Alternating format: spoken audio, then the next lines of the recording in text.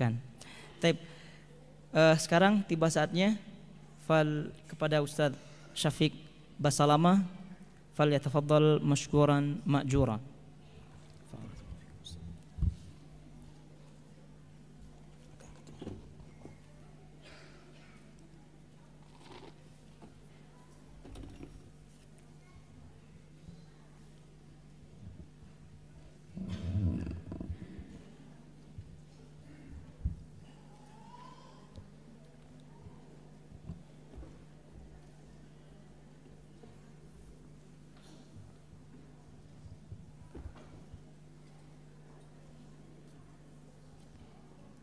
Bismillahirrahmanirrahim. Yang saya hormati Bapak Duta Besar Republik Indonesia di Qatar, Bapak Muhammad Basri Sidihabi hafizahullahu ta'ala. Yang saya hormati para jemaah Indonesia yang berada jauh dari negerinya, berada di Qatar ini. Saya ucapkan kepada semua, Assalamualaikum warahmatullahi wabarakatuh.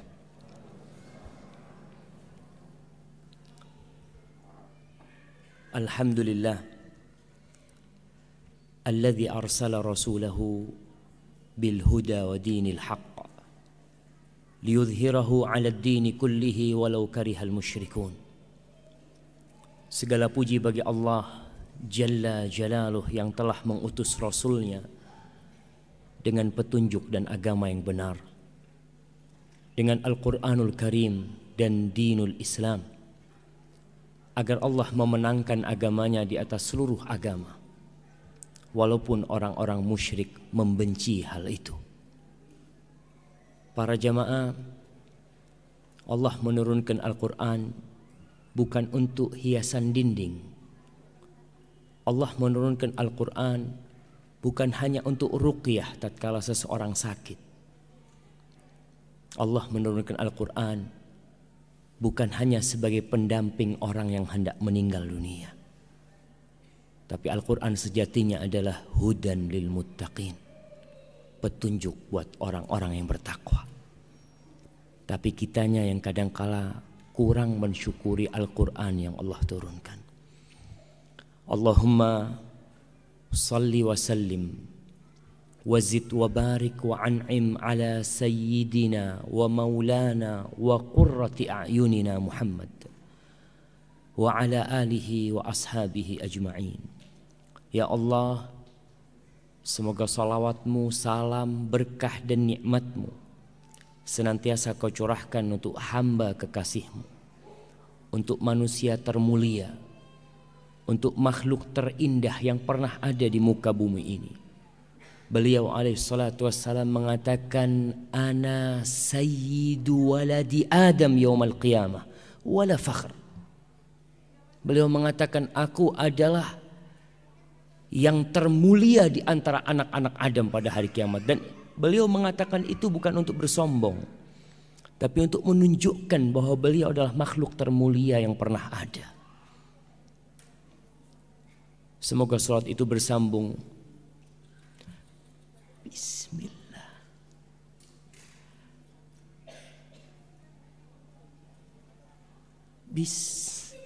Kayaknya perlu ditekuk supaya kalau didorong nggak jatuh. Jangan dibikin lurus, ya. Yang ini juga harus ditekuk. Iya.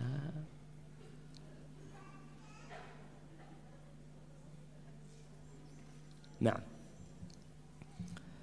kembali kita bersolawat untuk manusia termulia, yang beliau itu nggak butuh sama solawat antum. Kalau semua orang di Doha ini nggak bersolawat buat Nabi pun, sesungguhnya Allah dan para malaikatnya telah bersolawat selalu buat beliau. Tapi kita nih yang ngaku umat Islam, apalagi ibu-ibu yang banyak waktu kosong, seharusnya waktu itu diisi untuk bersolawat untuk Nabi Muhammad SAW. Ketika menyapu, ketika masak, ketika menggendong putra atau putrinya, lantunkan salawat untuk Rasul sallallahu alaihi wasallam. Bayangkan Nabi alaihi salatu wasallam itu pernah sujud syukur. Lalu beliau ditanya sama para sahabatnya tentang sebab sujud syukurnya beliau. Beliau mengatakan, tadi Jibril datang kepadaku wa basyarani, dan dia memberikan kabar gembira kepadaku, anna man shalla alaika salatan sallallahu alaihi biha asyra.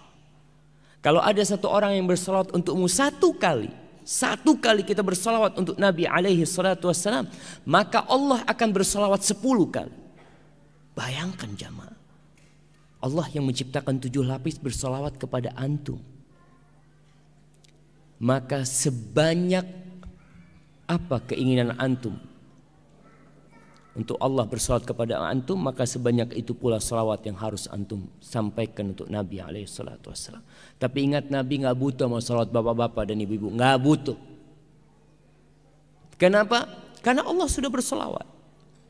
Innallaha wa malaikatahu yusalluna 'alan nabi. Sesungguhnya Allah dan para malaikatnya itu bersalawat buat Nabi. Bayangkan kalau kita tahu berapa jumlah malaikat yang bersalawat buat Nabi. Nabi alaihissalam pernah mengatakan, attatis sama wa huqalaha an ta'itta.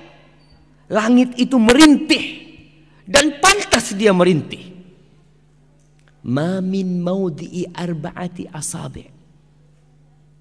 Tidak ada satu tempat yang luasnya 4 jari kecuali ada malaikat yang sujud di sana.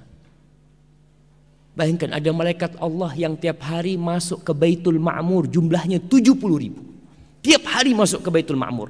Dan mereka masuk kemudian keluar. Yang keluar ini tidak pernah masuk lagi sampai kiamat. Tiap hari masuk baru malaikat 70.000.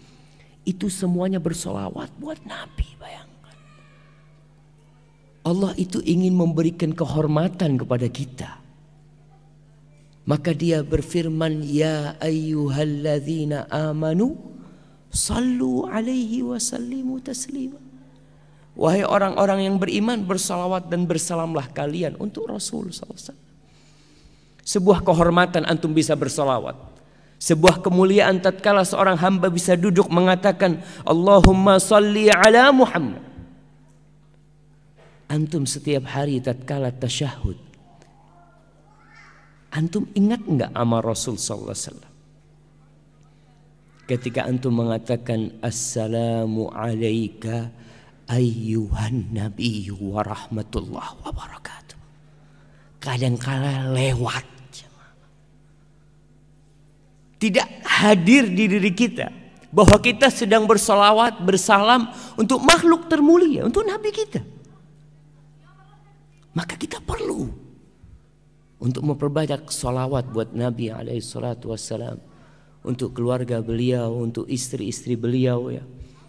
Ibu-ibu kalau bicara istri Nabi ya, mungkin kalau sekarang jadi istri pejabat itu enak. Semua yang diinginkan didapat. Karena tema kita adalah tentang keridhaan seorang hamba, bahwa itu adalah kebahagiaannya. Antum kalau tahu istri Nabi alaihi salatu wassalam sering kali gak makan di rumahnya. Istri Nabi ini, istri makhluk yang paling Allah cinta. Makanya kalau kita bicara kalau harta itu bukti cinta Allah, pasti Allah akan kasih kekayaan kepada Nabi alaihissalatu wassalam. Tapi harta itu bukan bukti cinta. Fir'aun kaya raya, Qarun kaya raya, tapi itu bukan bukti cinta. Maka istri Rasulullah sallallahu alaihi wasallam, kita pantas untuk memberikan salawat buat mereka juga, minta sama Allah agar Allah menyambung salawatnya untuk istri-istri Nabi. Seringkali Nabi masuk rumahnya sallallahu alaihi wasallam bertanya, hal min ta'am, ada yang bisa dimakan? Apa kata istri Nabi? Lah, nggak ada. Illal ma, yang ada cuma air. Datang ke istri satunya, ada yang bisa dimakan? Nggak ada, cuma air. Lalu beliau mengatakan, idzan ana shaim. Kalau gitu hari ini aku puasa. Kalau memang nggak ada yang dimakan.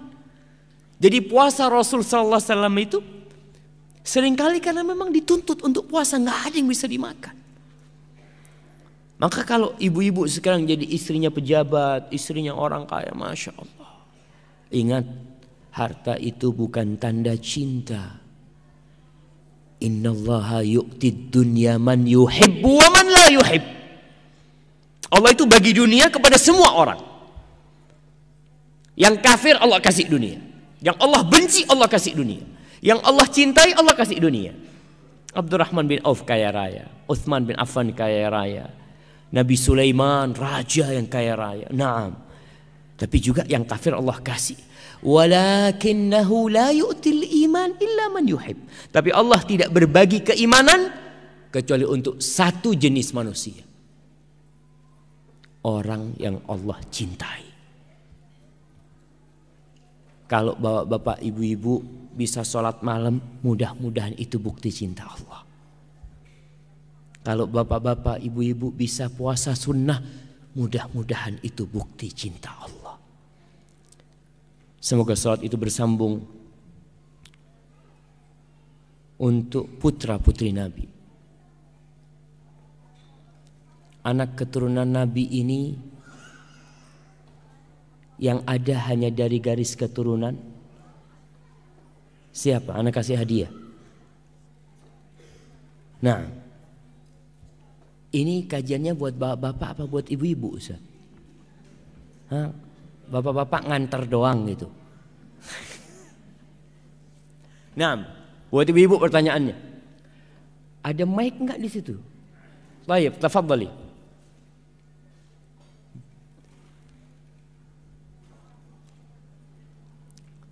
Silahkan. Udah bisa hidup mic-nya? Ya, sambil nunggu ana izin minum jemaah.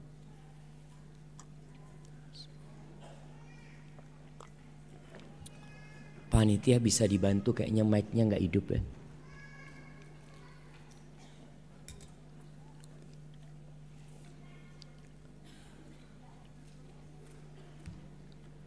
Baik. Nah, nggak bisa hidup. Baik, diangkat suaranya kalau nggak bisa hidup. Dari Fatimah. Baik, anaknya Fatimah. Siapa yang punya keturunan? Hasan dan Husain saja. Hasan gak punya anak. Masya Allah, gak apa-apa, kita kasih hadiah separuh. Ana maunya kasih 2, jadi kasih 1. Nah, jazakillah khair. Baik, mana yang mau mengantarkan hadiahnya? Ya, keturunannya itu dari Hasan dan Husain. Karena keduanya hidup, bahkan Hasan ini yang sering menikah, anaknya banyak. Sedangkan yang anak keturunan Husain itu hampir semuanya tewas ketika kejadian perang di Karbala. Yang tersisa yang masih kecil pada waktu itu adalah Ali ibn Husain ibn Ali ibn Abi Thalib yang terkenal dengan sebutan Ali Zainal Abidin. Dari situ keturunannya Husain. Adapun yang lainnya banyak dari keturunan Hasan bin Ali bin Abi Thalib radhiyallahu taala anhu. Taib. Dan kita juga menyampaikan salawat ini untuk para sahabat Nabi, yang terutama mereka 4 sahabat,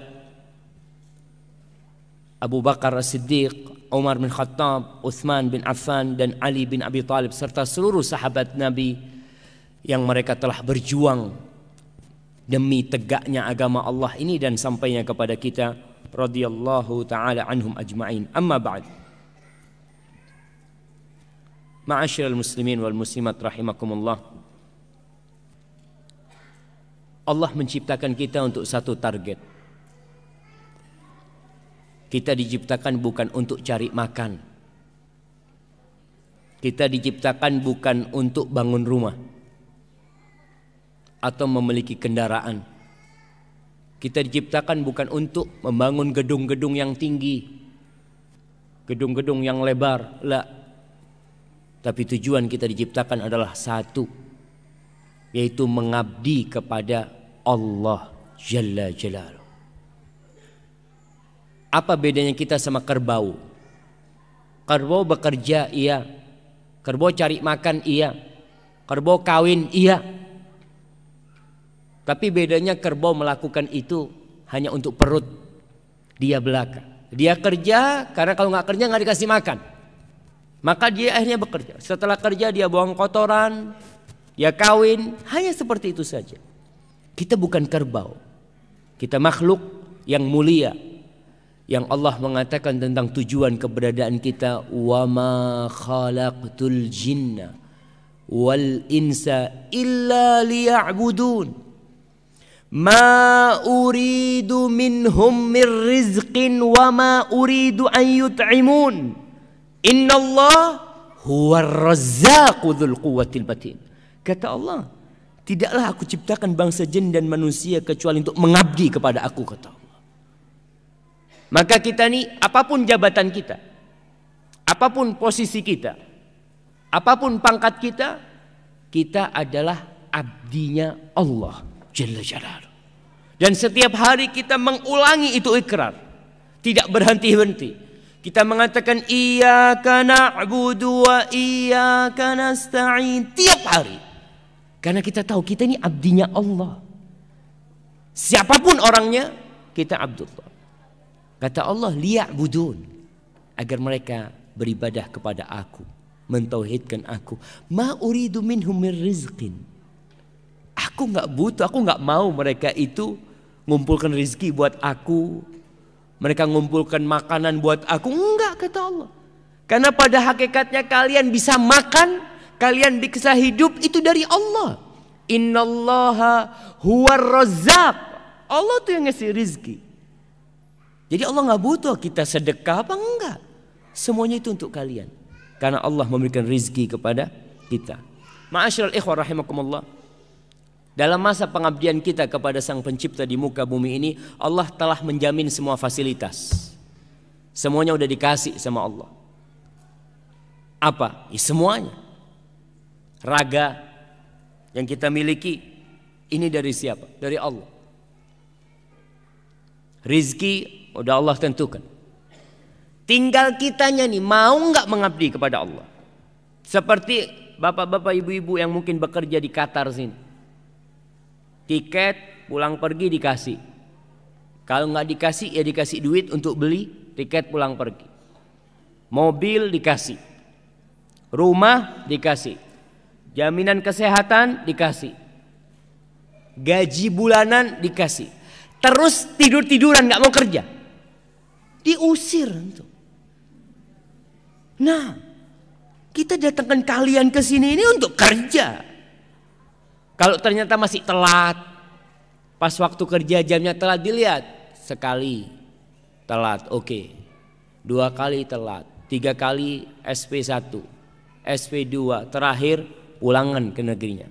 Karena tidak tahu diri. Udah dikasih fasilitas, ternyata tidak mau melakukan tugas dia sebagai pekerja di tempat ini. Bagaimana dengan Allah yang memberikan fasilitas kepada kita? Rizki itu udah dijamin. Bukan cuma rizki bapak-bapak dan ibu-ibu. Pernah ngelihat rayap ibu-ibu? Subhanallah. Tahu-tahu meja di rumah sudah habis dimakan rayap. Memang rizkinya rayap itu. Nah, Allah mengatakan di dalam surah Hud ayat 6, wa ma min dabbatin fil ardi illa 'ala Allahi rizquha wa ya'lamu mustaqarraha wa mustawda'aha kullun fi kitabim mubin. Kata Allah, dan tidak ada suatu binatang yang melata fil ard, di muka bumi ini, kecuali yang menjamin rizkinya itu Allah. Ana sering kasih contoh, ya, dengan binatang-binatang yang di hutan. itu binatang tidak pernah sekolah, tapi bisa makan. Kalau rezeki itu tergantung ilmu, berarti profesor ekonomi itu orang paling kaya. Tapi ternyata ada yang lulus SD lebih kaya dari profesor. Profesor tetap jadi dosen, ngajar, jelaskan tentang bagaimana supaya kaya. Tapi dia nggak kaya-kaya. Padahal dia punya ilmunya. Yang kaya malah mahasiswanya. Lulus buka usaha kaya. Dosennya ya tetap sampai mati jadi dosen. Ingat, rezeki itu bukan karena ilmu. Enggak ikut ilmu jemaah. Enggak ikut titel lah. Allah yang telah menentukan. Makanya kita lihat binatang-binatang keledai, binatang yang paling bodoh. Seharusnya dia itu mati sejak lahir. Kenapa? Oh bodoh dia Ustaz. Gimana dia bisa makan? Ternyata bisa makan. Dan sampai punya anak. Mungkin antum berpikir, Masya Allah, masa anak takut? Ada orang yang takut mau kawin. Keledai gak pernah takut kawin jemaah. Gak pernah mikir nanti gimana anak-anak makan apa. Gak ada. Allah udah jamin. Wa ma min dabatin fil ardi illa 'ala Allahi rizquha. Dan rizki ada yang dari langit, ada yang dari bumi. Kita nggak tahu rizki kita lewat mana, kecuali ketika rizki itu sudah sampai. Karena rizki itu rahasia Allah. Bapak-bapak, ibu-ibu, kok bisa tahu rizkinya ada di Qatar? Baca di kitab mana? Saya kayaknya rizkinya di Qatar, tulisannya di sini. Berangkat nggak ada. Yang ada setelah sampai Qatar, oh ternyata rizki ana di sini. Setelah sampai, wa ma tadri nafsun madza taksibu ghada. Nggak tahu orang itu apa besok yang akan dia dapat, nggak tahu. Tapi setelah kita dapat, kita tahu. Ada kisah Asmu'i atau Asma'i. Dia salah seorang sastrawan yang begitu handalnya. Suatu hari dia keluar dari kampungnya, ketemu sama orang Badui. Ditanya sama orang Badui ini, "Man anta?" Kau siapa? Sambil naik ontanya nih. Asmu'i juga naik onta. Qala min bani Asmu, aku dari Asma. Qala antal Asma'i, engkau Asma'i yang terkenal itu, sastrawan. Qala iya, na'am. Kau dari mana? Maksudnya ini datang dari mana? Qala min ardin yutla fiha kalamur rahman. Aku baru datang dari sebuah kampung yang di situ dibacakan firman Allah Subhanahu wa taala. Orang Badui, nggak pernah sekolah, nggak pernah belajar, tapi muslim dia. Cuma ilmunya kosong. Maka dia bertanya, "Alir rahmani kalamun yatluhu adami?" Apakah Allah itu yang Maha Pengasih Ar-Rahman itu memiliki firman yang dibaca oleh anak Adam? Qala na'am. Iya. Coba kau bacakan. Kepingin dengar Al-Quran. Selama hidupnya tidak pernah dengar Al-Quranul Karim. Lalu Asma'i membacakan surat Adz-Dzariyat. Wadz-Dzariyati dzarwa. Sampai kepada firman Allah di ayat ke-22. Asma'i membacakan. Ini orang dengarkan terus. Wa fis samai rizqukum wa ma tu'adun. Dan di langit itu ada rizki buat kalian. Rizki kalian itu dari langit. Dan apa yang dijanjikan untuk kalian itu ada di sana. Terus orang Badui ini tanya, ahadza kalamur rahman? Ini yang kau baca benar, ini firman Allah. Karena turun orang Badui. Hasbuk, cukup kata dia. Turun, dia sembelih ontanya. Dia sembelih ontanya, dia potong-potong, nggak dikulitin. Terus dia panggil Asma'i, kau bantu aku nih, bagikan kepada orang-orang yang lewat. Onta yang dinaikin. Dibagikan semua, pedangnya itu dia pukulkan supaya nggak tajam. Lalu dia mengatakan selamat tinggal kepada Asma'i sambil membaca firman Allah, wa fis samai rizqukum wa ma tu'adun. Yakin kalau rizki itu dari Allah Jalla Jalaluh, bukan dari bos, Bukan dari atasan, bukan dari suami. Karena terkadang ada wanita-wanita ketika diceraikan hidupnya jadi melarat. Karena dia berpikir, anak kalau cerai ini siapa yang ngasih makan anak? Allahu Akbar. Engkau muslim, engkau mukmin. Gak pantas bertanya seperti itu. Kau ketika di perut ibumu, siapa yang ngasih makan engkau? Kau belum bisa bergerak, belum bisa berdoa, belum bisa berusaha, tapi Allah sampaikan itu makanan ke dalam. Maka Badui ini pergi jamaah, meninggalkan kata Asma'i. Ajib, kata dia. Aku berulang kali baca ayat ini, tapi tidak membekas di hatiku. Tapi ini orang Badui pertama kali dia dengar, langsung menumbuhkan keimanan. Dan kita tahu itu salah satu khasiat kalamullah. Idza tuliyat alaihim ayatuhu zadatuhum imana wa ala rabbihim yatawakkalun. Tuh, orang-orang beriman apabila dibacakan kepadanya ayat-ayat Allah, bertambah keimanan mereka. Dan mereka bertawakal kepada Allah Jalla Jalaluh. Kita kadang-kadang enggak. Kita baca biasa aja. Maka kita perlu belajar dari orang Badui itu. Apa yang menyebabkan keimanan itu bisa tumbuh di dalam hatinya? Maka para jamaah, rizki ada yang dari langit, ada yang dari bumi.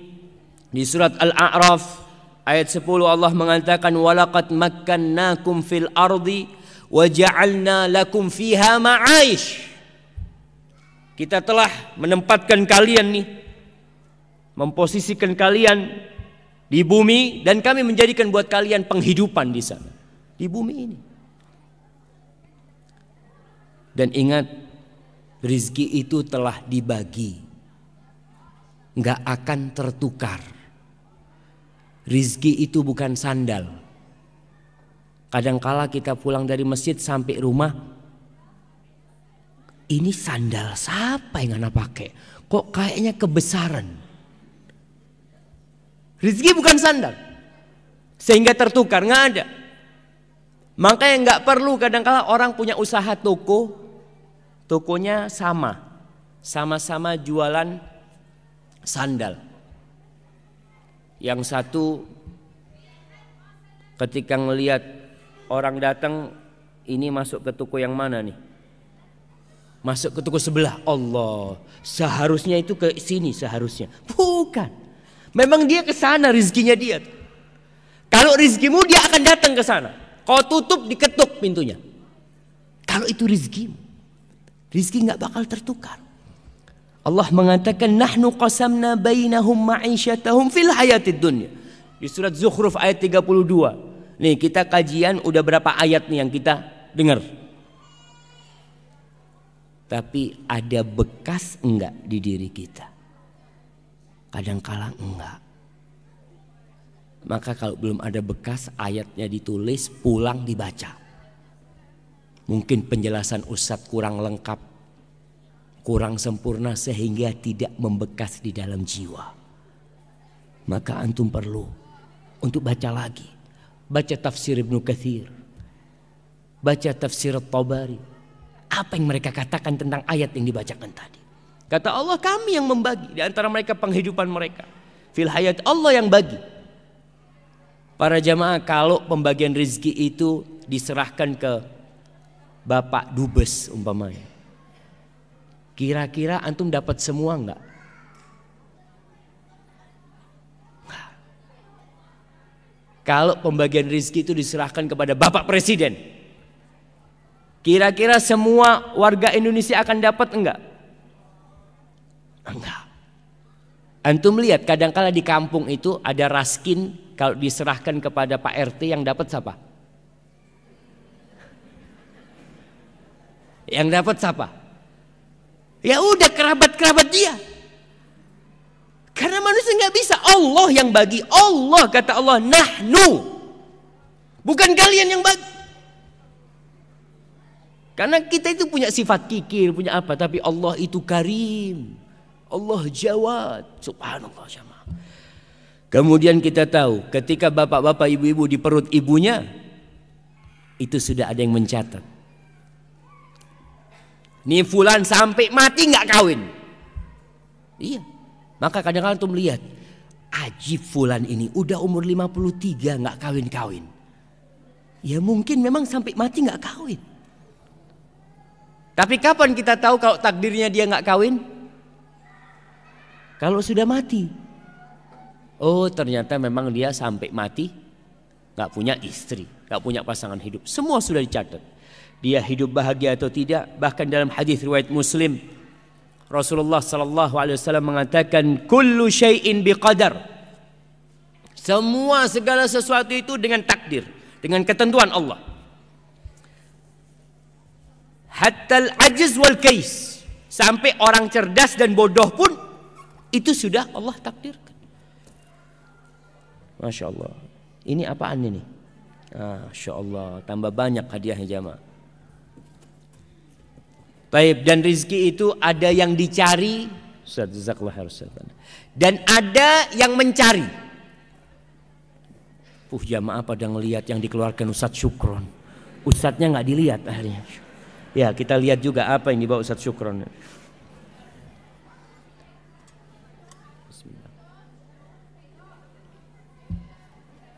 Alhamdulillah.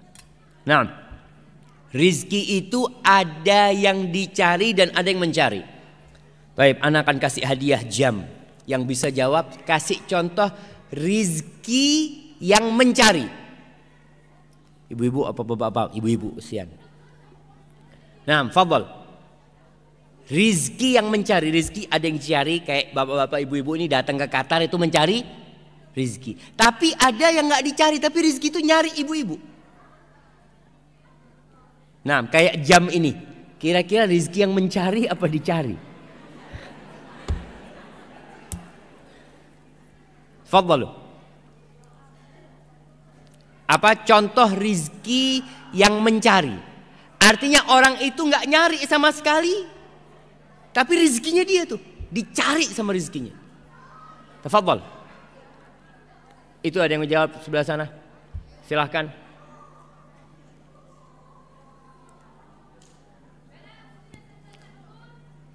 Assalamualaikum. Waalaikumsalam warahmatullahi wabarakatuh. Hadiah Ustaz. Hadiah, Masya Allah, betul. Iya, sahih. Antum kadang-kadang duduk di rumah ada kiriman. Ini dikasih Pak Dubes, Masya Allah. Kan rizkinya nyari antum. Antum gak nyari itu. Nah, hadiah ini termasuk rizki yang mencari antum. Di antaranya warisan. Warisan itu termasuk rizki. Nyari nggak antum warisan? Kalau orang nyari warisan, artinya dia kepingin bapaknya cepat mati, dibunuh bapaknya, malah dia nggak dapat warisan. Anak yang bunuh bapaknya itu karena untuk warisan, malah nggak dapat warisan. Karena warisan ini rizki yang mencari. Antum tenang, tahu-tahu duduk di rumah, innalillahi wa inna ilaihi raji'un. Telah meninggal ayah antum, alhamdulillah. Alhamdulillah. Kenapa anak dari dulu kepingin fulus? Kata dia, ini bapak dengan mati-mati dari dulu. Na'udzubillah kalau ada orang yang seperti itu. Tapi itu termasuk rizki yang mencari, nggak dicari jemaah. Warisan, hadiah, kita lihat ada rizki-rizki yang Masya Allah tidak dicari. Ada rizki yang dicari, ke antum bekerja dari pagi sampai sore, kemudian akhir bulan dapat gaji, antum mencari itu rizki. Tapi tahu-tahu akhir tahun mengatakan, bapak dapat hadiah umroh, Masya Allah. Antum nggak nyari, tapi dikasih hadiah. Wa hadhihi ad-dunya.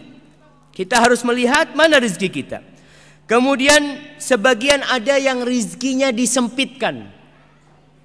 Ada yang habis kaya jatuh miskin. Ada yang habis jadi general manager di PHK. Udah enak posisinya, tahu-tahu harga minyak turun. Gimana? Allah. Kalau ustadz nggak ikut harga minyak kan ustadz? Mau naik, mau turun, ustadz tetap jadi ustadz. Tapi kalau yang kerja di perusahaan minyak, harga minyak turun ya mau nggak mau dipulangin kan gitu. Dikurangin, ada pengurangan. Kalau yang dikurangin ternyata suaminya ibu-ibu. Apa yang ibu-ibu lakukan? Ibu-ibu sekarang suaminya belum di PHK kan? Belum. Bisa jadi besok di PHK. Bisa nggak? Bisa jemaah. Bisa. Kita ini semua dalam penantian. Tidak ada buat kita yang pasti. Kita mengatakan Bapak di sini kontrak 10 tahun. Kita percaya sama kontrak itu. Tapi ternyata ada yang kontraknya dibatalkan. Mau apa? Antum nggak bisa berbuat apa-apa. Maka ingat, Allah itu sudah berjanji akan memberikan ujian. Di surah Al-Baqarah ayat 155 sampai 157. Allah mengatakan wala nabluwannakum, dan pasti kata Allah kami akan menguji kalian.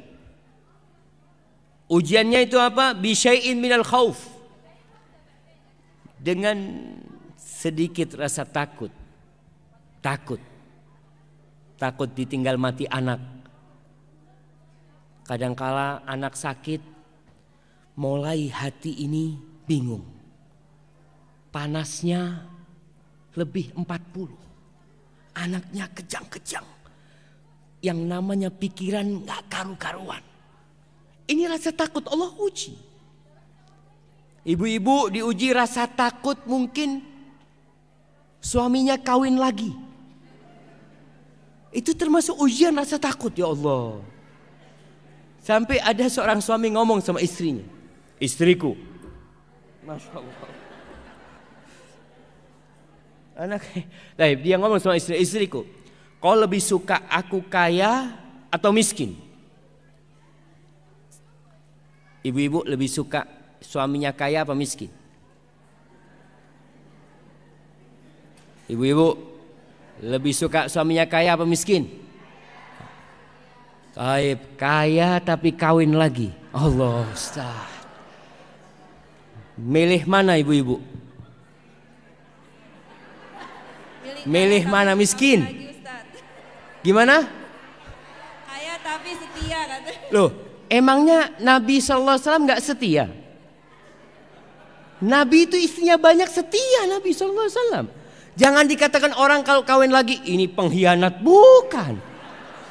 Nah, itu harus diluruskan itu. Kalau selingkuh, berzina, itu pengkhianatan. Oke, kita ulangin lagi. Pertanyaannya, suami kaya apa suami miskin? Gak apa-apa kawin lagi. Itu tuh suami kalau mulai banyak duitnya, dia ngomong, Insya Allah ini sudah bisa bikin rumah satu lagi nih.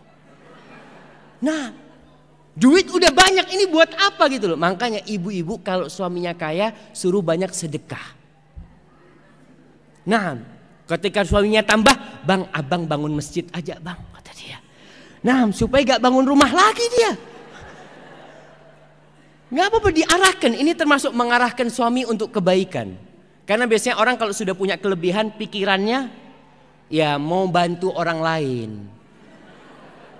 Dia lihat itu ada janda, kesian itu, ya Allah, kata dia.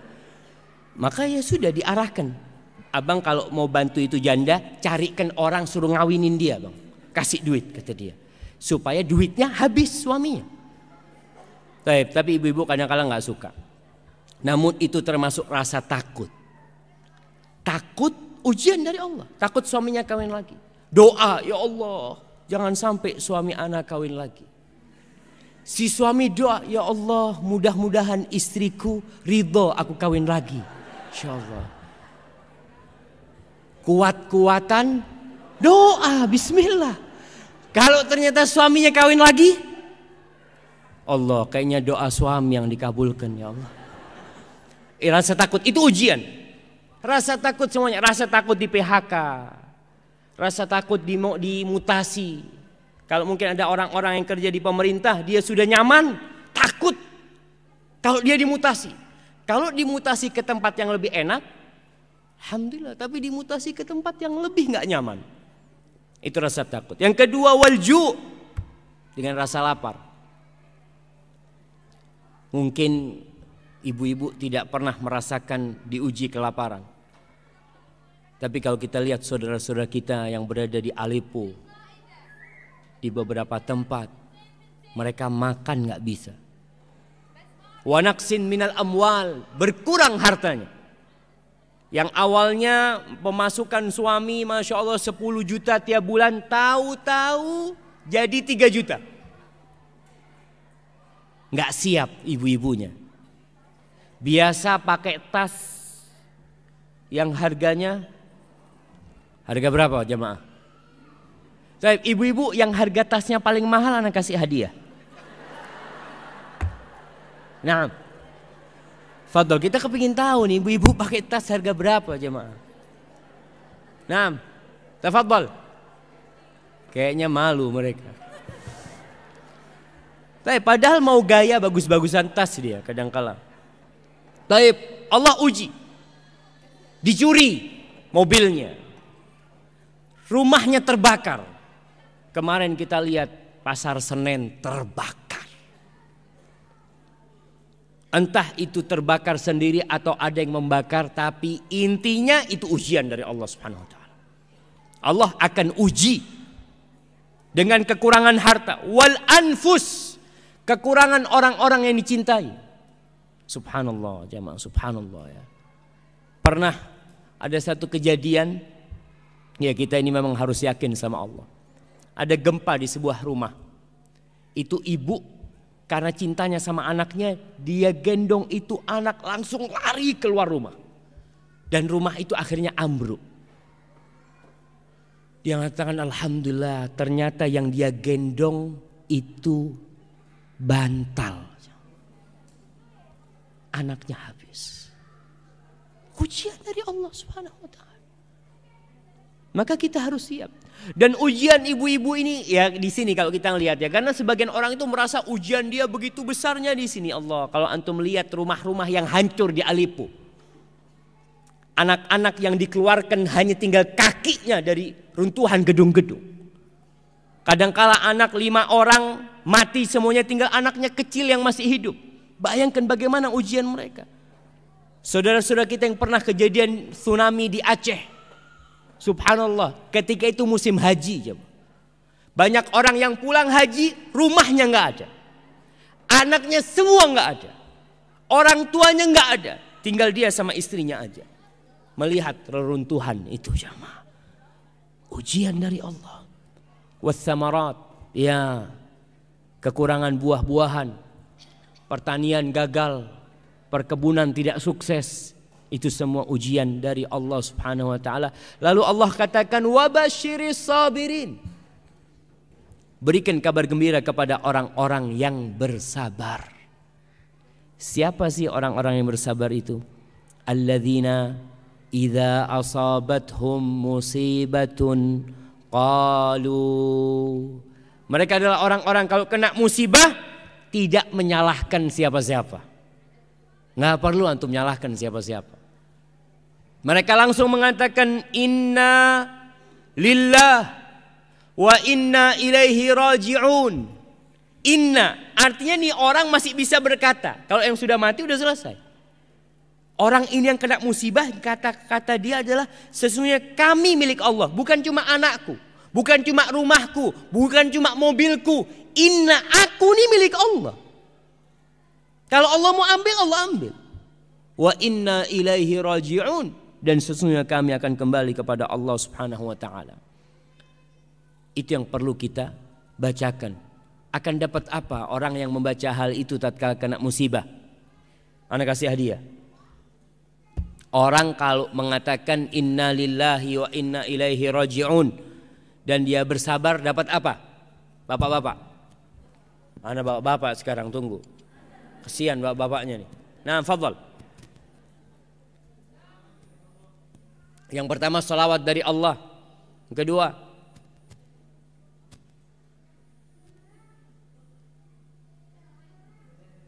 hidayah dari Allah. Terus ya Ustaz dan yang lain sebagainya. Baik, ini hadiahnya. Nah, ulaika alaihim salawatu mir rabbihim wa rahmah wa ulaika humul muhtadun. Mereka akan mendapatkan salawat dari Allah dan dapat rahmat.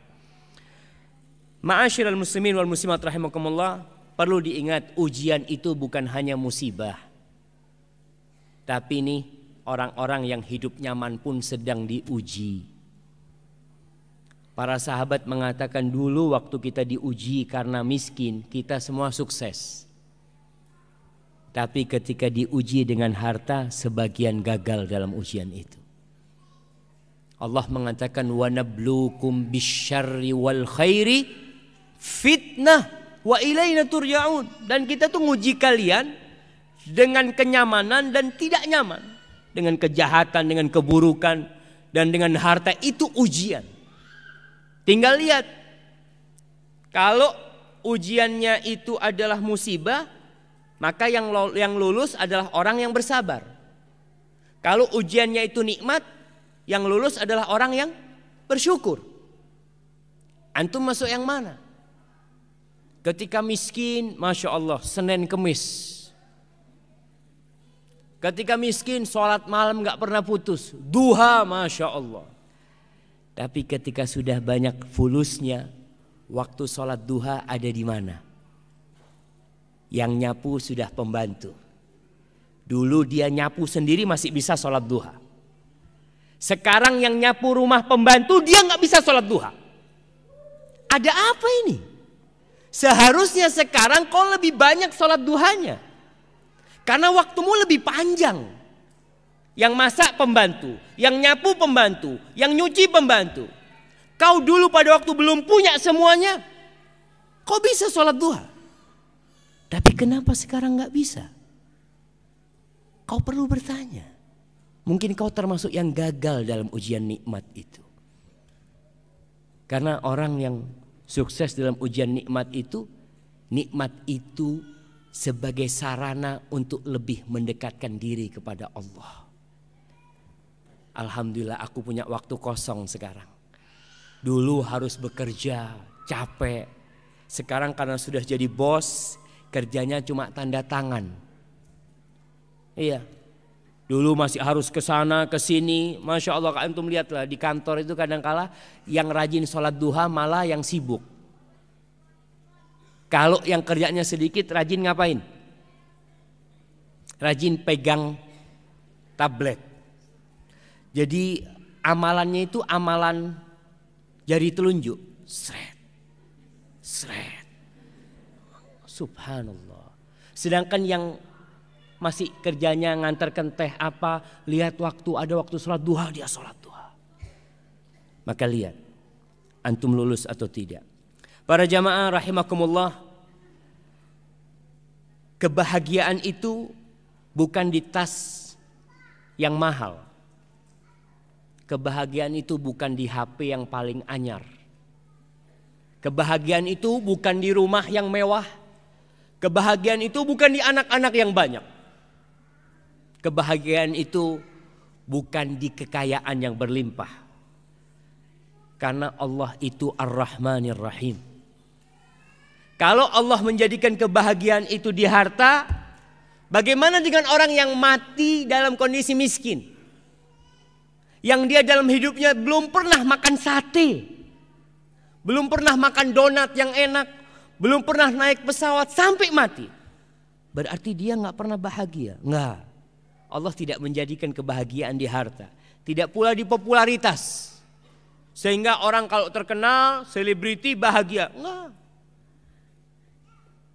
Allah menjadikan kebahagiaan itu di hati. Dan semua orang punya hati. Semuanya, yang kaya, yang miskin, yang pejabat, yang rakyat, yang penguasa, yang bukan penguasa. Semuanya punya hati. Tinggal sekarang gimana antum isi hati antum. Mau diisi apa? Mau diisi harta? Ya antum isi harta. Bahkan orang yang isi hatinya adalah harta, hidup melarat. Anak kemarin dikasih nasihat. Oh iya, oleh Dubes Oman. Dia cerita, Pak Ustadz, dia mengatakan kapal di atas air itu nggak apa-apa Ustadz. Perahu itu di atas air nggak apa-apa, memang tempatnya di situ. Tapi yang jadi masalah kalau air di dalam perahu. Begitu pula harta. Harta itu nggak apa-apa, asalkan jangan sampai di dalam hati. Kalau harta di dalam hati seperti air di dalam perahu, tenggelam. Maka para jemaah tinggal antum mau isi apa? Ibu-ibu mau diisi apa? Kalau hatinya mau diisi tas, setiap ngelihat temennya bawa tas baru, Allah, Masya Allah. Tasnya baru ini kata dia. Pulang, bang, kapan kita beli tas? Karena isi hatinya tas. Allahu Akbar. Ya tergantung mau diisi apa. Para jemaah, maka kita harus menjadi orang yang qanaah. Isi hatinya itu syukur kepada Allah. Artinya berapapun yang Allah berikan, ini udah takdir Allah. Dan Allah lebih tahu dengan apa yang aku perlukan. Ya sudah aku terima. Berapapun. Biasanya orang-orang siap menerima kalau banyak. Ana Ustaz sebanyak apapun ana bersyukur Ustaz. Iya karena sebanyak apapun. Kita bicara bukan sebanyak. Kalau dikit nih kau bersyukur enggak? Nerima enggak? Karena ada ya laki perempuan sama aja sebenarnya sih. Tapi ana punya teman dia cerita ibunya ini matre. Dia di Madinah. Ibunya ini ya Allah selalu yang dipikirkan itu barang-barang yang mewah. Padahal anaknya mahasiswa nggak punya apa-apa. Bapaknya nggak ada udah. Suatu hari ibunya diajak sama dia. Umi yuk ikut ana ke sebuah perkampungan. Di sana dia punya teman jadi tukang becak. Ibunya diajak. Ternyata tukang becak ini baru pulang becak. Dia lagi istirahat. Dua anaknya minjet kakinya. Istrinya di atas di samping bapaknya ini sambil nyulam sambil jahit ya. Dia bilang sama Umi lihat nih Mi. Betapa bahagianya dia Mi. Gak punya apa-apa. Gak punya apa-apa. Karena mereka ridho. Mereka sudah mau diapakan. Kalau sudah Allah tentukan pasti terjadi. Kita gak bisa nolak takdir Allah subhanahu wa ta'ala. Makanya orang itu harus yakin. Rasul sallallahu alaihi wasallam bagaimana mendidik sepupunya. Sepupu Nabi ini namanya Ibnu Abbas radhiyallahu taala anhu. Dididik keimanan nih. Supaya dia itu yakin dengan takdir Allah subhanahu wa ta'ala. Bapak-bapak, ibu-ibu, kalau takdirnya di Qatar sampai 2018. Walaupun semua teman-teman di kantor hasut bagaimana orang ini di PHK. Nggak akan bisa. Itu yang ditanamkan ke dalam hati seorang bocah kecil oleh Rasulullah SAW. Wa'lam annal ummata law ijtama'at ala an yanfa'uka bi syai'in la yanfa'uka illa bi syai'in qad katabahu Allahu lak. Ketahuilah kau. Ini kita harus punya ilmu nih. Karena dengan ilmu kita jadi faham. Ketahuilah engkau, ini ilmu nih. Andai kata seluruh umat, seluruh manusia yang ada di Jazirah Arab, seluruh manusia yang ada di Asia, seluruh manusia yang ada di muka bumi ini, mulai Eropa, dataran Eropa, Afrika, Australia, semuanya berkumpul untuk memberikan manfaat kepadamu. Mereka tidak akan bisa memberikan manfaat kecuali sesuatu yang sudah Allah takdirkan buat engkau. Nggak bisa. Subhanallah jemaah. Ini perlu kita tanamkan di dalam hati kita. Wa'lam law ijtama'u ala an yadurruka bi syai'. Kalau mereka berkumpul untuk membahayakan dirimu. Bagaimana dua orang ini bisa bercerai umpamanya suami istri? Bagaimana anak ini bisa durhaka sama orang tuanya? Bagaimana orang ini bisa dipecat di perusahaan itu? Seluruh perusahaan berkumpul untuk memecat antum, untuk memutasi antum. La yadurruka illa bisya'in qad katabahu Allahu alaik. Mereka tidak akan bisa melakukan itu kecuali kalau itu sudah ditentukan untuk engkau. Rufi'atil aqlam wa jaffatis suhuf. Pena sudah diangkat dan lembaran itu sudah kering. Tinggal kita menjalani takdir kita, nerima dengan apa yang ditentukan. Kalau istrinya harus meninggal dunia, ya sudah. Kalau suaminya harus meninggal dunia, kita terima itu takdir Allah Subhanahu wa taala. Dan orang yang memiliki hati yang menerima, yang qanaah, kata Imam Syafi'i, Beliau mengatakan, idza kunta dza qalbin qanu' fa anta wa malikud dunya sawa. Kalau engkau memiliki hati yang nerima, yang ridha dengan takdir Allah, engkau walaupun enggak punya apa-apa, sama raja paling kaya di muka bumi ini sama, enggak ada bedanya. Karena nerima, orang nerima itu artinya apapun yang dia dapat, alhamdulillah. Bahkan orang kaya kadang-kala nggak menerima. Hari itu biasanya penghasilan dia 10 juta. Hari itu 7 juta. Sakit hati ya. Padahal 7 juta. Nih tukang becak dapat 50 ribu.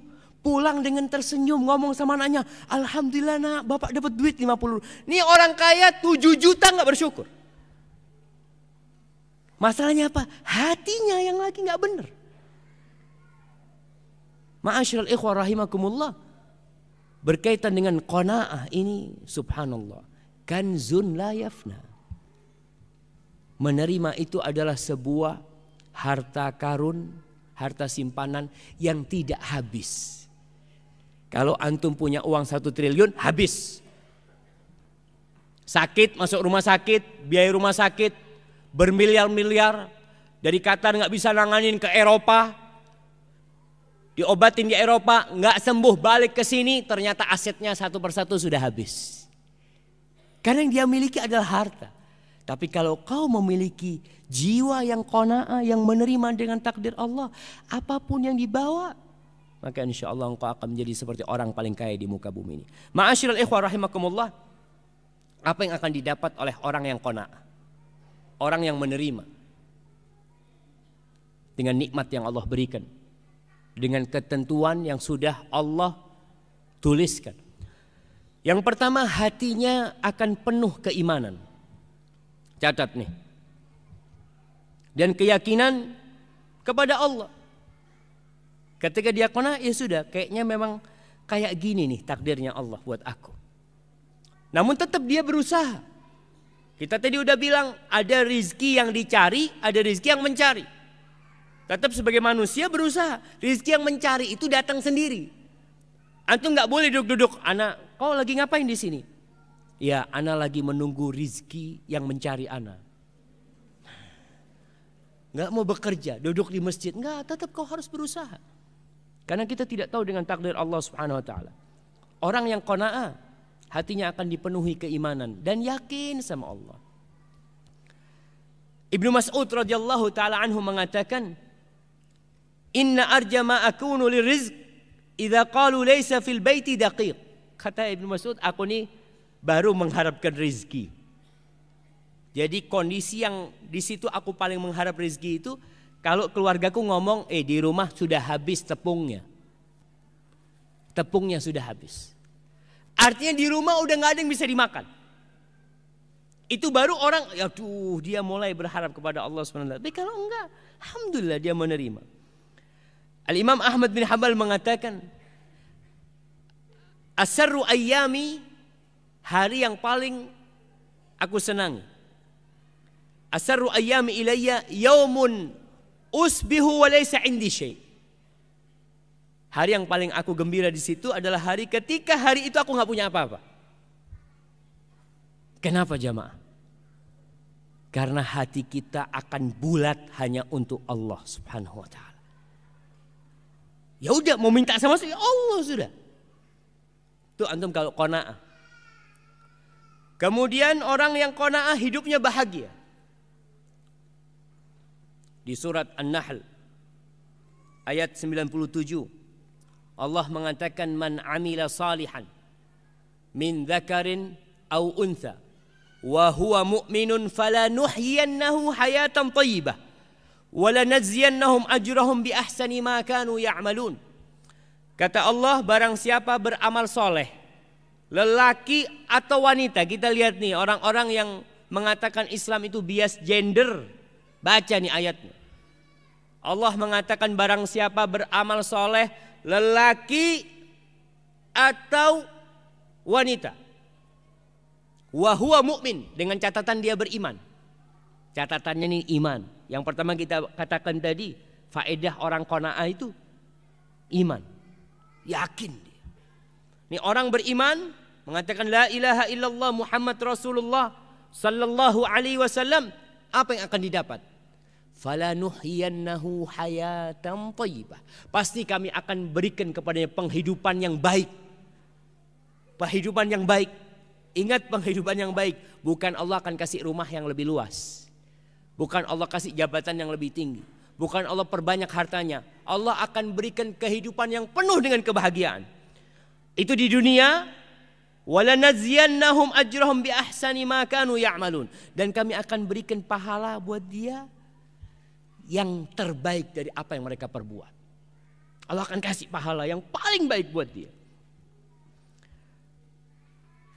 Ali bin Abi Thalib, Ibnu Abbas, Hasan al-Basri, ketika dia mentafsirkan ayat ini, hayatan thayyibah. Apa maksud hayatan thayyibah? Kata mereka, hiyal qanaah. Hayatan thayyibah itu adalah qanaah. Nerima, ridho. Suaminya di PHK, katakan alhamdulillah mas, kayaknya memang kita harus pulang. Dek, tapi kita masih banyak utang. Tenang mas, kan kita punya Allah. Allah itu Rabbul Alamin. Allah itu yang punya Qatar dan isinya. Allah itu yang punya dunia dan isinya. Kok kita jadi bingung gitu? Nah, ini orang kalau beriman dan dia beramal saleh, Allah akan berikan penghidupan yang baik. Qanaah. Udah bismillah mas, pulang kita. Rumah harus dijual, jual itu rumah. Lah sebenarnya rumah itu akan kita tinggal selama-lamanya. Kita sekarang tinggal sementara, mungkin kita masih bisa beli lagi. Tapi rumah itu sejatinya akan kita tinggal selama-lamanya. Karena kita bakal mati. Nih orang yang qanaah, hidupnya akan bahagia. Ya tentunya dengan beramal soleh. Yang ketiga, orang yang qanaah itu akan pandai bersyukur. Artinya tidak gampang, bahasa Jawanya itu gak gampang nelongso. Apa nelangsa? Nelangsa itu apa? Gak galau. Oh Masya Allah. Gak gampang galau. Iya, dia akan bersyukur. Dan ingat, di antara salah satu cara setan menyesatkan manusia atau mengajak manusia masuk neraka, membuat mereka tidak bersyukur. Setan ini bersumpah kepada Allah ketika dia diusir dari neraka. Maka dia bersumpah, qala fa bima aghwaytani la aqudanna lahum siratakal mustaqim. Ya, karena Allah engkau sudah menghukumi aku sesat, maka aku akan berhenti, aku akan berjaga, akan duduk di semua jalan-jalannya manusia itu. Akan digoda dari depan, dari belakang, dari kanan, dari kiri. Lalu setan mengatakan, wala tajidu aktsarahum syakirin. Dan kau akan dapati kebanyakan hambamu tidak bersyukur. Nah, dengan semua pemberian Allah gak bersyukur. Tadi seakan-akan ketika di PHK, nikmat Allah itu cuma fulus. Allahu Akbar. Nikmat Allah itu banyak jamaah. Ibu-ibu nih kalau gaji suaminya selama 30 tahun di Qatar. Ingat 30 tahun di Qatar. Diganti dengan mata ibu-ibu. Artinya 2 bola mata ibu diambil dikasih gaji selama 30 tahun. Mau ibu-ibu?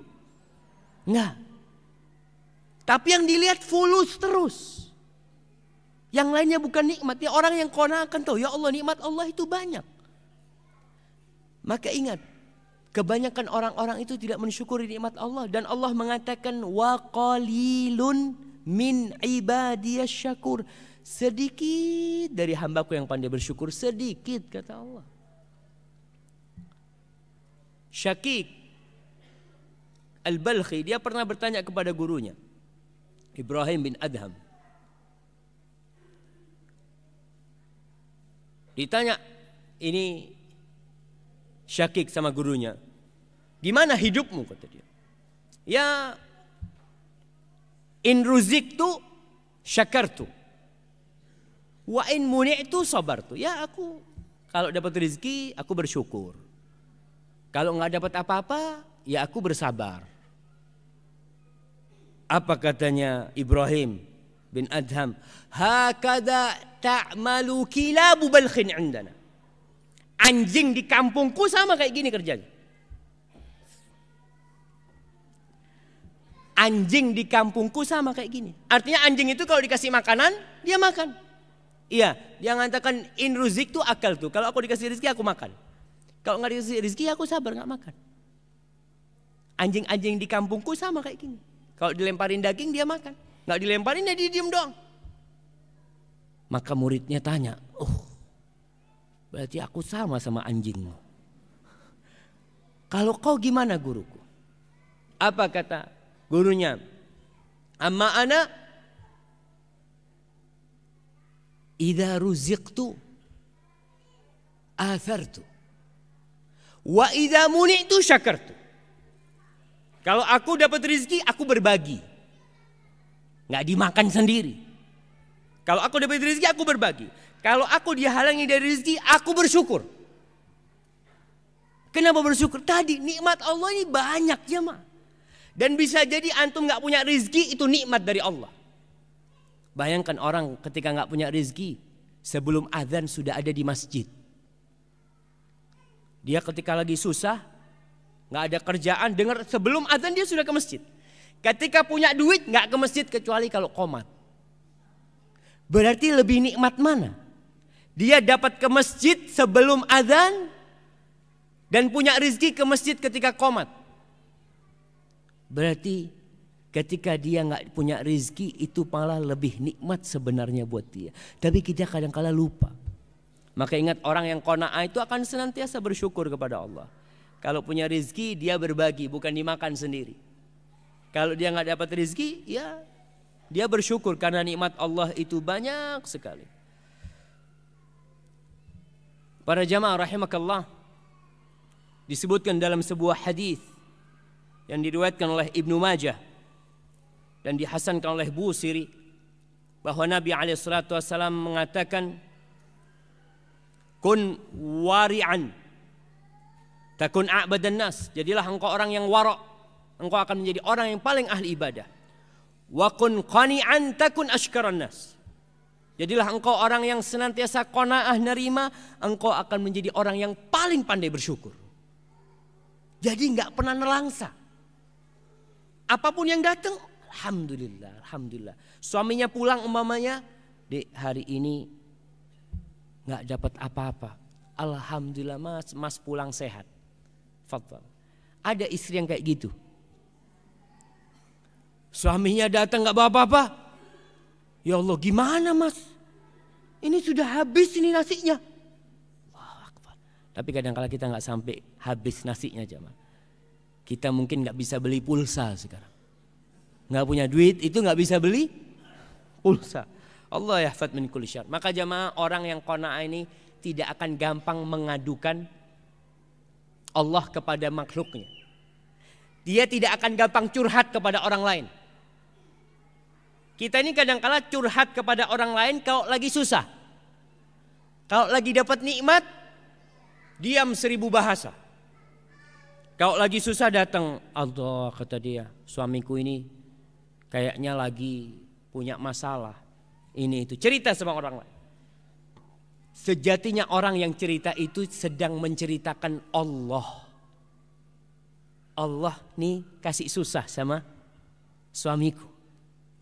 Makanya Ibnu Jauzi menceritakan ada orang yang mengadukan kesulitan rizki kepada temannya. Mereka mengatakan kepada orang ini, tashku man yarhamuka ila man la yarhamuka. Engkau mengadukan Allah Ar-Rahman kepada makhluk yang tidak pengasih. Seharusnya kita itu ngadu sama orang kalau dikasih nikmat. Allah mengatakan fa'amma bi ni'mati rabbika wa amma bi ni'mati rabbika fahaddits. Adapun dengan nikmat yang Allah berikan kepadamu, ceritakan. Kita malah kalau dapat rezeki takut cerita. Kenapa takut cerita? takut minta ditraktir temennya. Dia padahal seharusnya ketika punya rezeki ngomong alhamdulillah. Ini termasuk bentuk syukur jamaah. Alhamdulillah suamiku habis dapat bonus. Biasanya ibu-ibu suaminya kalau dapat bonus cerita nggak sama ibu-ibu? Cerita nggak? Nggak. Ibu-ibunya dapat cerita dari orang. Suamimu lagi dapat bonus. Ini suaminya datang, kau tahu dari mana aku dapat bonus? Ada bocoran banyak di situ tuh. Baik. Jadi kemudian yang keempat, orang yang qanaah itu akan jadi orang paling kaya. Karena kata Rasul sallallahu alaihi wasallam, "Laisal ghina an kathratil 'arad, walakinnal ghina ghinan nafs." Kekayaan itu bukan dengan banyaknya aset dan harta benda, bukan. Kekayaan itu kekayaan jiwa aja. Maka kau kalau qanaah, masya Allah, dunia akan datang, kau nggak minta datang. Rasulullah sallallahu alaihi wasallam mengatakan, "Man kanatid dunya hammah." Barang siapa yang dunia itu menjadi ambisi dia. Ini ibu-ibu, bapak-bapak meninggalkan negerinya ke sini, ambisinya dunia. Apa yang akan terjadi? Kata Rasul sallallahu alaihi wasallam, "Ja'alallahu faqrahu baina 'ainaihi wa shattata 'alaihi syamlah wa lam ya'tihi minad dunya illa ma qaddara lahu." Barang siapa yang dunia menjadi ambisi dia, Allah akan jadikan kemiskinan, kefakiran itu jadi kacamata dia. Jadi kacamata seperti yang dipakai gitu. Di depan matanya dia takut miskin, selalu takut miskin. Makanya kenapa orang-orang kaya kadangkala jamaah semua diasuransikan. Pernah ngeliat tukang ojek mengasuransikan motornya? Atau tukang becak? Saya ini mau ikut asuransi. Nggak ada tukang becak ikut asuransi. Yang ikut asuransi itu malah orang kaya aja. Mobilnya 10 semua diasuransikan. Kenapa? Karena ada kefakiran di depan dia. Takut dia. Nanti kalau tabrakan gimana? Nanti kalau dicuri gimana? Nanti semua ketakutan itu ada di depan mata dia.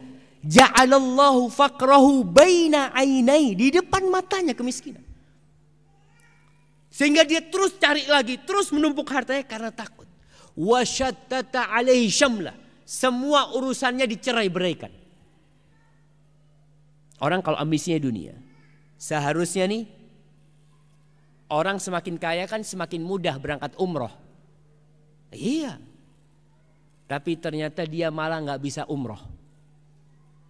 Tetangganya yang biasa-biasa sudah umroh 2 kali. Dia baru sekali. Padahal hartanya lebih banyak. Ketika bapak kenapa nggak berangkat umroh? Wallah masih sibuk.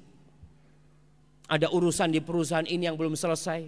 Urusan itu belum selesai. Syattata 'alaihi syamlah. Tidur pun nggak nyaman.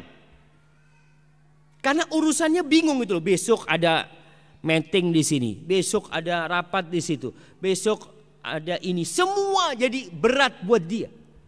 Urusannya nggak sederhana. Makanya anak terus terang kadang-kala itu heran, ada orang yang kaya raya masih susah tidur. Habis isya nggak bisa tidur. Tukang becak jamaah, habis isya itu udah ngorok. Sedangkan ini yang duitnya banyak masih, padahal kasurnya sudah paling mahal. Udah pakai AC. Tukang becak tidur berkeringatan. Tapi bisa tidur, bangun sudah segar. Ini orang kaya minum pil tidur pun belum bisa tidur. Padahal banyak duitnya. Ada apa? Tuh, karena ambisi dia itu dunia. Padahal dunia itu tidak akan datang kecuali sesuai dengan yang ditentukan. Artinya kalau dia tidak terlalu sibuk pun dunia itu akan datang. Dia udah punya 10 perusahaan. Dia disibukkan dengan 10 perusahaan itu karena ambisinya dunia. Padahal kalau dia ambisinya akhirat, rizkinya tetap ya. Tapi karena ambisinya dunia malah dia melarat hidupnya. Wa man kanatil akhiratu hammahu ja'alallahu ghinahu fi qalbih wa jama'a lahu syamlah wa atathu dunya wa hiya raghimah. Barang siapa yang akhirat itu jadi ambisi dia, Artinya dia usaha cari harta untuk akhirat. Oke, dia di dunia butuh ongkos, dia butuh rumah, naam. Dia butuh anaknya mau sekolah harus ada tabungan, naam. Tapi tetap ambisi dia akhirat. Dia punya 2 perusahaan. 2 perusahaan ini sudah mencukupi. Tapi dia buka yang ketiga. Bapak kenapa buka yang ketiga? Naam. Hasilnya buat Allah Subhanahu wa taala. Buka lagi yang keempat. Kenapa? Buat anak di akhirat nanti. Ini yang aku miliki, semua aku tinggal. Yang ini 2 perusahaan ini buat Allah. Orang yang kayak gini mau bangkrut, mau rusak perusahaannya, apa kata dia? Itu sudah untuk Allah. Jadi nggak ada kebingungan di dalam hati. Tapi kalau ambisinya dunia, masya Allah, tambah perusahaan, tambah susah hidupnya. Kemudian wajah ma'alai syamlah, urusannya Allah sederhanakan. Bisa kumpul sama keluarga, kumpul sama anak-anak, bisa ngaji bareng anaknya Allah jamaah. Kadangkala orang kaya raya pulang rumah masih jam 9 malam. Berangkat kerja jam 7 pagi. Kapan ketemu anaknya? Gak bisa. Seharusnya kalau menurut kita ini orang kaya, seharusnya lebih sering di rumah. Kan duitnya udah banyak. Tapi malah dia lebih sering keluar.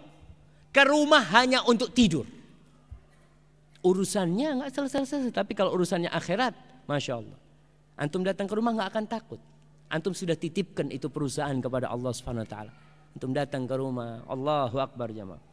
Wa atathu dunya wa hiya raghimah, dan dunia akan datang kepada, dipaksa dunia datang. Kadang-kala antum, masya Allah, kasih rezeki lagi, dikasih rezeki lagi. Kemarin ana cerita di Oman tentang, atau kemarin tadi malam ana ceritakan tentang orang yang berangkat haji, bagaimana dia bisa berangkat haji 3 kali karena ambisi dia adalah akhirat. Ma'asyiral ikhwah rahimakumullah, kita lihat bagaimana Rasulullah sallallahu alaihi wasallam qanaah dalam kehidupan ini. Kasur beliau, ya belum kasurnya. Rumah Nabi berapa kali berapa jemaah?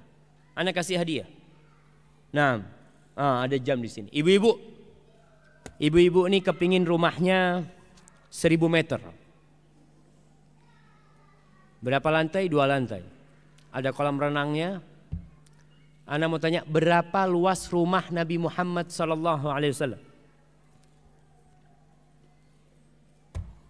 Rumahnya Aisyah. Tafadhal.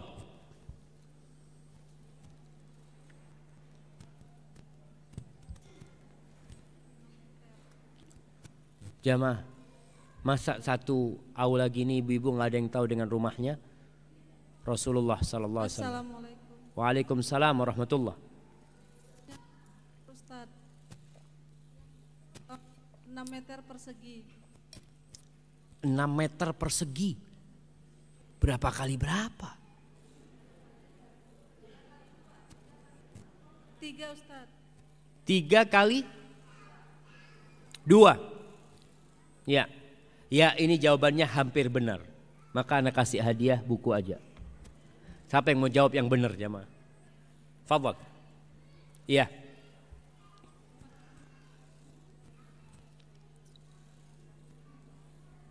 Jamaah kita sampai jam berapa ini? Ustaz? Sampai jam 10 Ustaz? Ini jam 10 lewat 11 sudah Ustaz. Nah, baik, silakan. Meter dan lebarnya hanya 3 meter. Berapa? 5 meter dan lebarnya hanya 3 meter. Nah, oke, nggak apa-apa. Ini hampir benar. Ana kasih hadiah jam. Fadhal. Iya, rumah Nabi itu jamaah. Ini betul 3 kali 5 itu yang kamarnya. Tapi ada halaman di depannya 2 kali 5. Jadi rumah Nabi itu 5 kali 5. Jadi 3 kali 5 itu kamar. Kemudian 2 kali 5 itu seperti teras halaman yang nyambung dengan pintu Masjid Nabawi. Di situ tuh Nabi dikuburkan sallallahu alaihi wasallam.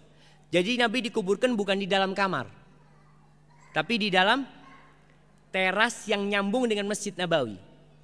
Rasul sallallahu alaihi wasallam ketika sakit beliau dirawat di sana, bukan di dalam kamar, sehingga Rasul SAW bisa melihat sahabat sedang sholat di dalam Masjid Nabawi. Itu Nabi alaihi wasallam rumahnya kayak gitu. Sedangkan sebagian orang sekarang rumah minimalis berapa kali berapa? Berapa kali berapa jemaah? 21. Berarti 3 kali 7. Masya Allah. Ya cocok itulah. Cuma 3 kali 7 Ustaz 2 lantai. Kadang-kala ya rumahnya kecil tapi ke atas kan mereka itu. Baik jamaah, itu kita belajar qanaah dari Rasul sallallahu alaihi wasallam. Ibu-ibu diajarin kayak gitu. Lihat nih bagaimana qanaahnya Nabi alaihi salatu wasallam. Istri-istri Nabi pernah nuntut minta tambahan nafkah. Antum lihat kenapa istri Nabi nuntut sallallahu alaihi wasallam? Ya karena memang kurang jamaah.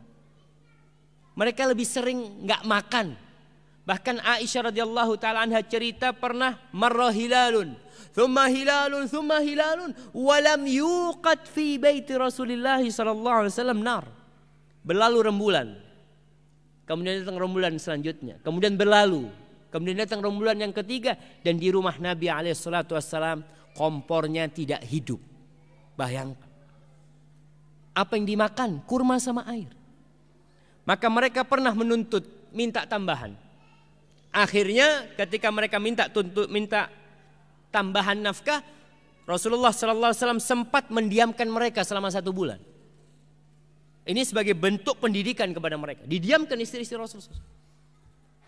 Setelah sebulan Nabi mendatangi mereka. Turun firman Allah di surat Al-Ahzab ayat 28-29. Allah mengatakan, ya ayuhan nabi, wahai nabi, qul li azwajika, katakan kepada istri-istrimu. Nabi itu ngomong sama semua istrinya satu persatu, dimulai dengan Aisyah. Katakan kepada mereka, in kuntunna turidnal hayatad dunya wa zinataha fata'alaina umatti'kunna wa usarrihkunna sarahan jamila. Kalau kalian menginginkan kehidupan dunia, ambisinya dunia dan perhiasan-perhiasan dunia, yang gelang, yang baju yang bagus, kalau sekarang mungkin tas, mungkin mobil, mungkin kehidupan dunia yang diinginkan. Fata'alain, kalian sini.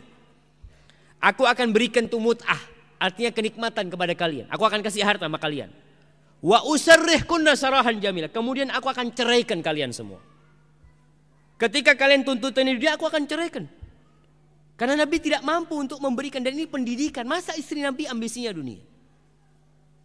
Wa in kuntunna turidnallaha wa rasulahu wad-daral akhirata fa innallaha 'adda lil muhsinati minkunna ajran 'azima.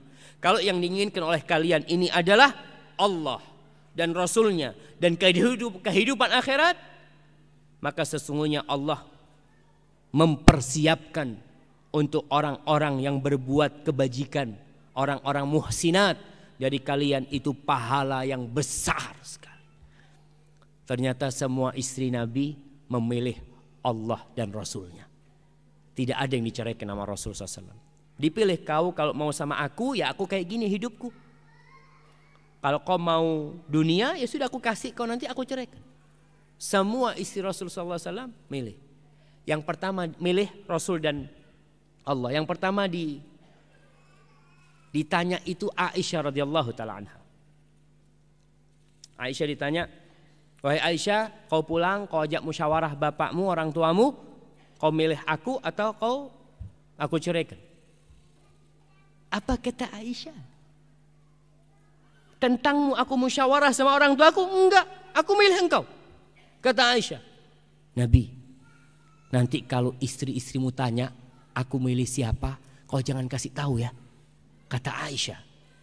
Maksudnya mungkin istrinya nggak milih Nabi, jadi akhirnya Nabi buat Aisyah aja radhiyallahu taala anha. Ini Aisyah radhiyallahu taala anha ya. Begitulah kehidupan mereka yang menjadi madu buat istri-istri yang lain. Tapi akhirnya ingat, semua istri Nabi memilih Rasulullah SAW. Maka cara untuk qanaah, ibu-ibu, baca sejarah Nabi, baca kisah-kisah para sahabat-sahabat wanita. Kemudian datang ke kuburan. Ya bapak, kalau istrinya mulai bicara masalah tas, antum bilang naik bismillah. Kemana? Ke kuburan. Iya, kita tahu ziarah kubur ini disyariatkan buat lelaki dan wanita. Dua-duanya disyariatkan. Cuma wanita ini nggak boleh sering ziarah kubur. Artinya sering ziarah kubur untuk nangis di kuburan. Tapi kalau datang ke kuburan untuk mengingat akhirat, tafadhol, datang. Maka kalau itu salah satu cara supaya kita tidak menjadi materialistis. Kita lihat gedung-gedung yang tinggi. Kita kalau ngelihat seperti ini kan, kapan Anda punya rumah seperti ini? Coba ke kuburan. Maka jangan, ya Allah, ternyata semua ditinggalkan. Hadza wallahu a'lam bishawab, ya, karena waktunya sudah habis. Itu mungkin yang bisa Anda sampaikan pada kesempatan kali ini. Tapi sebelum sesi tanya jawab, Anda mau kasih hadiah buat ibu-ibu.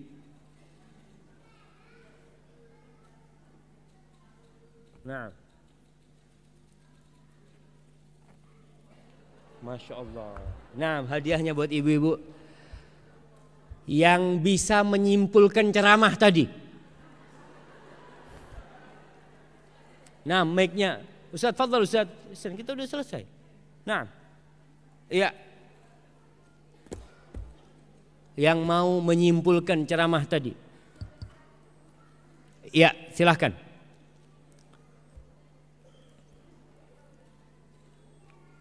Mic-nya, iya, tafadhali. Ya Allah.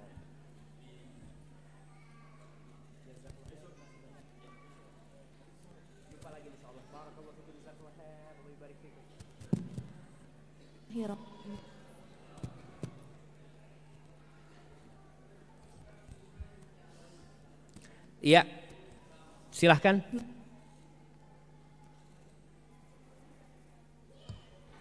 Nah, Allah berjanji dalam surat Al-Baqarah 155 sampai 157 bahwasanya kamu dengan dua ujian. Yang pertama yaitu rasa takut yaitu di mana seorang ibu yang melihat anaknya sakit atau akan kehilangan seseorang. nah, Yang kedua ujian walju yaitu dengan rasa takut, rasa lapar. dan Nah, lalu jadilah orang yang qanaah, menerima dengan takdir yang tetapi tetap selalu berusaha. Lalu ada manfaat menjadi orang yang qanaah, yaitu di mana Allah akan memberikan hati orang tersebut dengan penuh keimanan. iya. Yang kedua, hidup orang tersebut insya Allah akan diberi kebahagiaan oleh Allah. Iya. Terdapat dalam surat An-Nahl ayat 97. Nah, Dan yang pastinya orang itu akan selalu bersyukur, tidak akan mudah putus asa. barakallahu fikum. Ya, cukup karena waktunya sudah habis. Baik, fadhil hadiah yang dikasihkan. Kita masuk ke sesi tanya jawab, Ustaz. Iya. Itu hadiah. Yang mana? Yang ada birunya.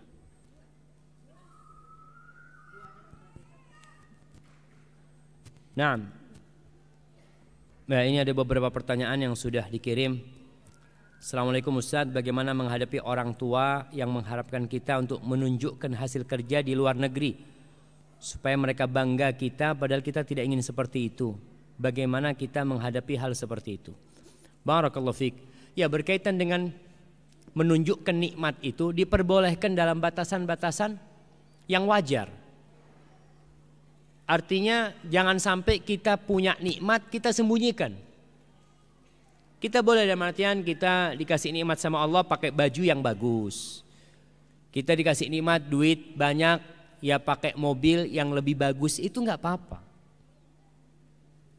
Supaya orang tahu Allah kasih aku nikmat. Jangan sampai dikira orang ini miskin banget ya. Karena pernah di masa Rasul SAW ada seorang sahabat yang kelihatannya miskin. Pakaiannya compang-camping. Ditanya sama Nabi SAW, kau punya apa? Aku punya onta banyak, punya kambing banyak. Akhirnya Nabi marah sama sahabat ini. Allah itu suka apabila orang dikasih nikmat nampak bekas nikmat yang telah Allah berikan kepada dia. Adapun kalau sudah yang diinginkan itu pamer, itu riya, maka tidak benar. Mungkin bisa ngomong sama orang tua ya, sebagai solusi, ayah, orang kalau menunjukkan kenikmatan itu biasanya nanti ada yang hasut, ada yang iri dan dengki. Makanya lebih baik tidak perlu pamer-pamer seperti itu. Tapi kita tetap menunjukkan rasa syukur kita atas nikmat yang Allah berikan, itu disyariatkan. Barakallahu fikum. Nah Ustaz, ini ada pertanyaan. Apakah benar tidak boleh sering-sering umroh? Baiknya sedekah saja karena negeri kita banyak orang susah. Alhamdulillah bisa umroh dan sedekah juga. Nah, Rasul sallallahu alaihi wasallam menganjurkan umatnya untuk sering-sering umroh. Jadi kalau kita bicara, maka kita bicara syariat, bukan pakai perasaan. Rasul sallallahu alaihi wasallam mengatakan tabi'u bainal haji wal umrah. Kalian ikuti itu haji dengan umrah. Maksudnya kita suruh sering melaksanakan ibadah.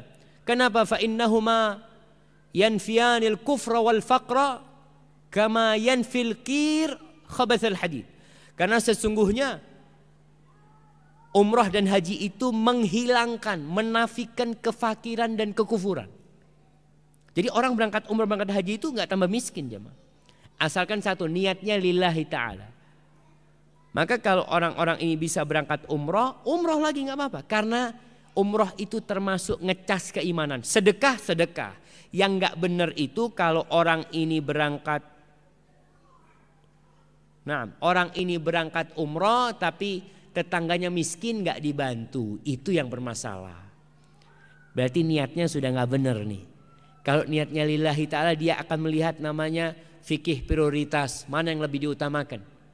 Tetanggaku ini nggak punya biaya, rumahnya mau hancur, masa aku berangkat umroh, aku biayain rumah dia berangkat umroh. Taib, ini tertutup ini bang. Oke siap.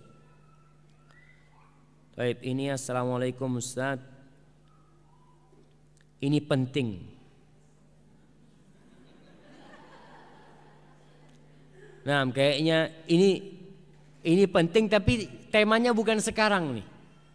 Karena kita waktunya sudah sedikit, kita kan masih ada tema-tema yang lain, nanti kita sampaikan. Ustaz tadi kasih contoh di tengah pekerjaan untuk sholat duha. Bagaimana sedangnya izin istirahat hanya waktu zuhur saja. Jazakallahu khairan. Nah ini berkaitan dengan tema kita.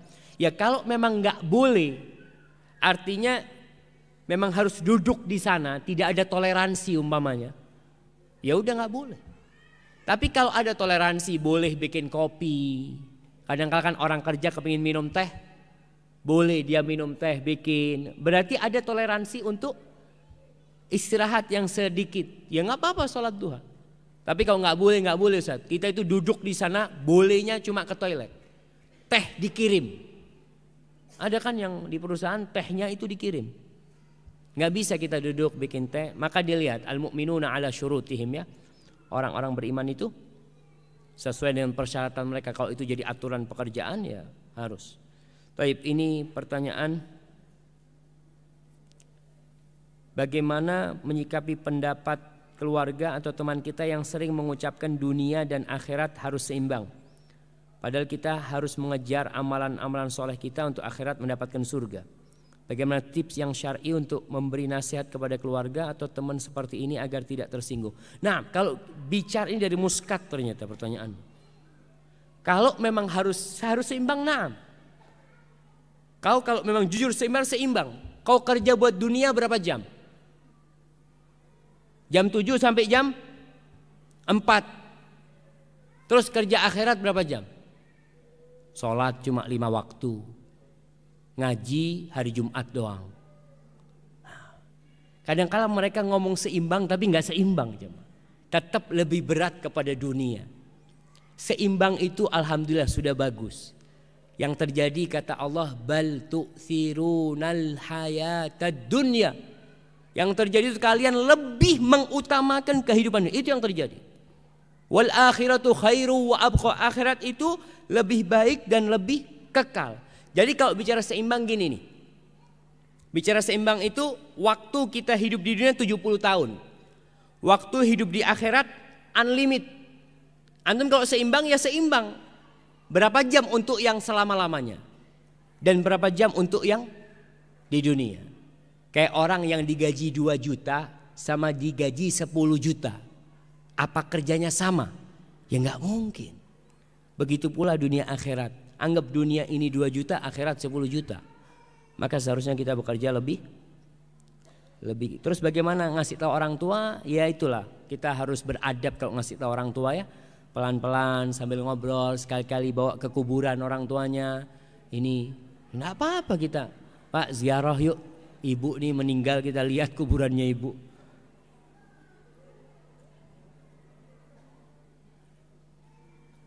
Naam, adakah kaitannya antara isi ayat Al-Quran yang berbunyi innallaha la yughayyiru ma biqaumin hatta yughayyiru ma bi anfusihim dengan takdir? Naam. Jamaah ingat, takdir ini rahasia ilahi. Kita tidak akan tahu kecuali ketika itu sudah terjadi. Tugas kita berusaha. Allah nggak akan merubah kondisi antum. Ya ini termasuk usaha yang harus dilakukan oleh seorang hamba. Begitu pula usaha masalah hidayah. Ada orang dikatakan, Bang, kok nggak ke masjid udah azan? Apa kata dia? Itulah Ustaz, ana belum dapat hidayah Ustaz. Sambil duduk-duduk dia gitu. Ya kau harus ada usaha, dengar azan berusaha ninggalkan tempat itu ke masjid. Nah, yang terakhir, Allah waktunya udah habis ya ma. Tapi insya Allah pertanyaan-pertanyaan ini tetap bisa disimpan nanti untuk dilihat, dipaskan dengan temanya. Hadza wassallallahu ala nabiyina Muhammad. Apabila yang anda sampaikan benar itu dari Allah Jalla Jalaluh, kalau ada yang salah dan kurang berkenan itu dari diri anda pribadi. Allah dan Rasulnya terbebaskan dari kesalahan itu. Sallallahu ala nabiyina Muhammadin wa ala alihi wa sahbihi wasallam. Assalamualaikum warahmatullahi wabarakatuh.